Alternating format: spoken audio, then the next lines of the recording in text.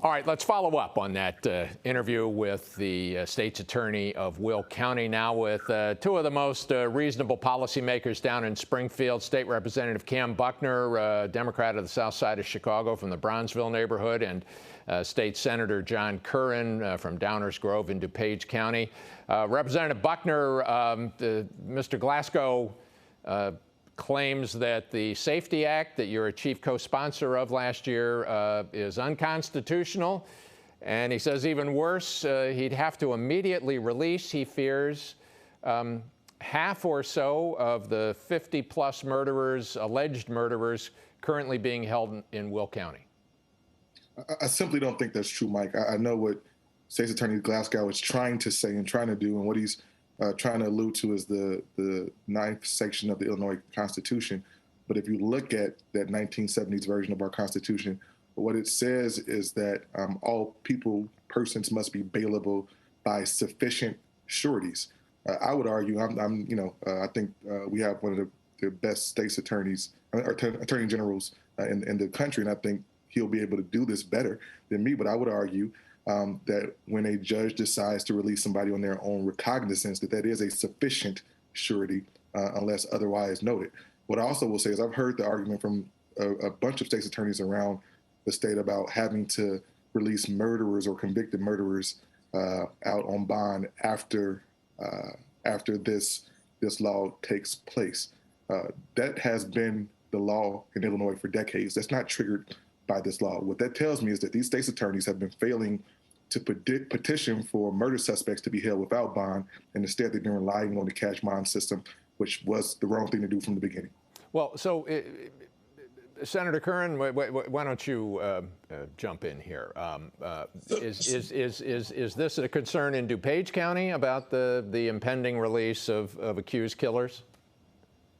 Mike, it is. I wouldn't doubt State's Attorney Glasgow. He knows those cases. He knows the facts. But what he's highlighting is something we've talked about before, Mike, on your show. On the initial detention hearing, the danger to the community at large standard is there. But each subsequent hearing after that initial hearing, the standard to hold is judge must find release would pose a specific real and present threat to a particular person, and there's no community at large standard at that point. So what the state's attorney is highlighting is the victim is dead. In many of those instances, there may not be another specific person in the community that they can point to, name in a court proceeding that would be under threat of a specific harm if that individual is released. But we would easily make the case that the community at large would be under harm if that accused murderer is released. But the statute just doesn't have that. It doesn't have that standard. We've talked about that. It may be a drafting error. It must be fixed. Representative Buckner, is it a drafting error, or is was that intended? Well, listen, I think, and I've said this before on this show, Mike, there is no such thing as a perfect piece of legislation, but I think that all legislation can be perfected, and we committed to perfecting this piece of legislation, which is why over the last 3 times that we've been in Springfield for session, we've made changes at the behest of our friends on the other side of the aisle, at the behest of law enforcement and folks who do this work every single day. We will continue to do that. We have an opportunity here to listen to what the Illinois Supreme Court Implementation Task Force has told us about interpretation, and they have offered us guidance, and they will continue to do that, to look at that and find ways to make sure that we're doing the right thing here. I don't think anybody wants someone who is a danger, and it's only no longer a danger because the person who they were dangerous to is dead. I think we've got to be serious about that, and I'm sure that as we go back and continue to tighten this thing up, we'll be open to that. So that comes after Election Day, when you guys return to Springfield for the veto session. There's going to be a 4th trailer bill, as they call it in the jargon down there. Well, I'm not predicting that. What I'm saying is that, and I'm not predicting when it happens. What I'm saying is that we committed on day one to continue to get this right, and we have done that. We have brought folks to the table to make sure we can make this the best bill possible. And I see no reason why we're not going to do that.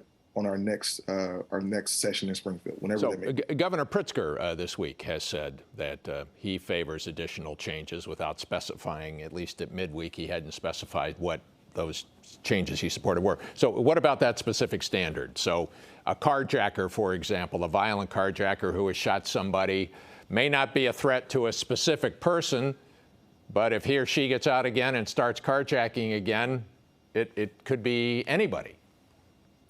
Listen, I don't. The spirit of this law is very clear. I don't think that anybody wants that to happen. I don't think anybody is advocating for that. I understand what Senator Curran is saying to just make sure that we shore up the language, and this is part of the legislative process. We do this with every single bill that comes across the General Assembly, and we will continue to do that here. Once again, we are given some guidance from the Illinois Supreme Court. The judiciary is very involved in this, and we got to listen to what they've been telling us. Listen to judges and state's attorneys and folks who, once again, are doing this work on the ground to make sure we arrive at the best version of this bill. Nobody's opposed to that. All right, so let me ask. Mike, the current law in Illinois, if I could interject, is a balance. The public has the right to receive reasonable protective considerations by the court.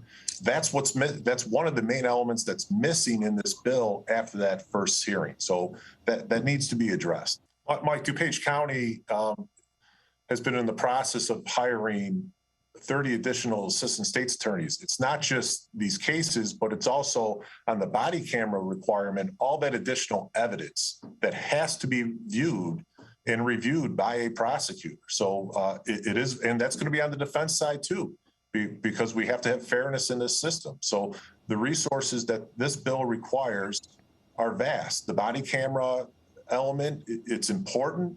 The public wants that, but we have to have an understanding that that requires vast resources. And what the state has put forward so far is just a drop in the bucket of what it's going to take to properly and effectively implement that body camera requirement. So, Representative Buckner, I mean, you've probably been down there at 26th and Cal, as I have, in those bond courts. And, I mean, sometimes an accused murderer or an accused rapist is processed, comes in, goes out, in less time than it takes to make a ham sandwich. What are we going to do to bring new resources in? Listen, Mike, you're right. My late father was a sheriff with the Cook County Sheriff's Department and worked at 26 and Cal for a number of years. I spent a lot of time there as a young man, too, watching the legal system, which is what kind of enticed me to go to law school and become a lawyer.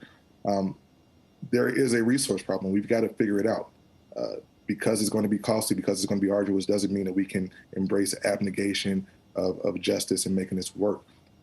We literally staggered the effective dates of this bill, this law, to make sure that we were able to deal with those logistical issues. They are not fixed yet. There's still much to do, not just in Cook County, but as Senator Curran said, in DuPage County and Lake County and Will County and everywhere else around this state. I do think that we have the tools to move forward on this. But we need state's attorneys, chief judges, and sheriffs to take it very seriously as well. Okay. State Senator John Curran from Downers Grove, Cam Buckner, state representative from the Brownsville neighborhood on the south side of Chicago. Gentlemen, thanks very much. Thanks, Mike. Mike. All right. We'll be right back after a quick break.